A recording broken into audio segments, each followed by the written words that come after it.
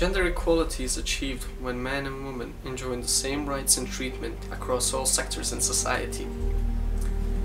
The percentage of women that have been violated after their 15th year in Bosnia and Herzegovina is 52.8%, in the Republic of Srpska 52.7%, in the Federation of Bosnia and Herzegovina 52.8%.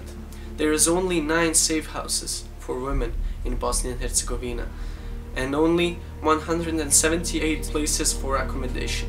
The employment rate of women is 22.6%, and the employment rate of men is 41.5%, although there is more women in Bosnia and Herzegovina than men. Without gender equality, families are put in danger.